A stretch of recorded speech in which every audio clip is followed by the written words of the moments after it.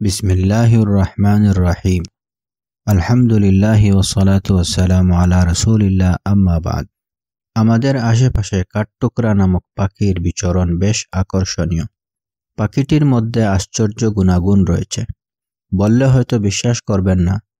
কাঠঠোকরা পাখির লম্বা, শক্ত ও মজবুত ঠোঁট রয়েছে, যা দিয়ে সে শক্ত ও পুরো গাছ ছিদ্র করতে পারে।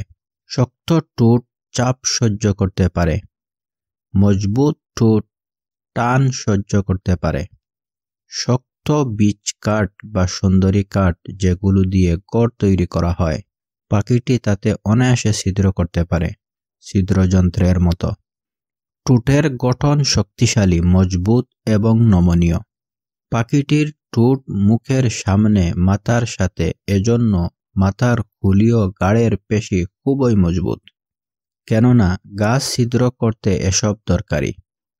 পাখিটি গাছ ছিদ্র করতে ঠোঁট দিয়ে জোরে আঘাত করে, এজন্য ঠোঁটের গোড়া ও শারীরিক গঠন দৃঢ় হওয়া জরুরি।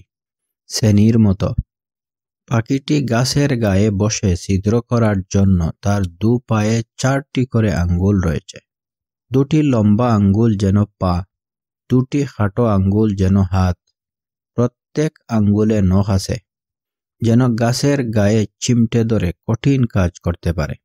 ক্রেন যেভাবে 4 পায়ের উপর ভর করে ভার উত্তোলন করে, ঠিক তেমনিভাবে পাখিটি গাছের গায়ে শক্ত হয়ে বসতে পারে।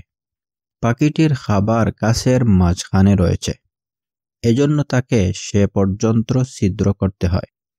কিন্তু আশ্চর্যের ব্যাপার হলো, কিভাবে পাখিটি বুঝতে পারে যে তার খাবার বিরাট গাছের কোথায় আছে? বিজ্ঞান আজও তা আবিষ্কার করতে পারেনি। পাখিটি ঠিক পোকার অবস্থানের পাশেই ছিদ্র করে। যত বড় গাছ হোক, 12 সেন্টিমিটার পর্যন্ত গর্ত করে হলেও পোকাকে বের করে আনে। এজন্য পাখিটির রয়েছে তার ঠোঁট থেকে দ্বিগুণ লম্বা জিহ্বা। জিহ্বার আগা রুক্ষ, তাতে আঠালো পদার্থ থাকে, এতে পোকা আটকে যায়। এভাবে পাখিটি অনায়াসে গাছের ভিতর থেকে পোকা বের করে নিয়ে আসে। সুবহানাল্লাহ! এটি আল্লাহ তাআলার সৃষ্টিশীল নৈপুণ্যতা। দেখাও, আল্লাহ ছাড়া পৃথিবীর আর কে কি সৃষ্টি করেছে। পাখিটির লেজের নিচে রুক্ষ পালক থাকে। ছিদ্র করার সময় তা দিয়ে গাছে বসে শক্তি যোগাতে পারে। আল্লাহ তো তিনি, যিনি সৃষ্টি করেছেন এবং পথ নির্দেশও করেছেন। তোমার প্রভুর নামে তসবিহ পড়ো, যিনি সৃষ্টি করেছেন সুনিপুণভাবে। কিভাবে? একজন গাড়ি রাখার জন্য ঘর তৈরি করে, কিন্তু দেখা যায় সেই ঘরে গাড়ির জায়গা হয় না, তো গাড়ির জন্য ঘর নির্মাণ নিপুণ হলো না।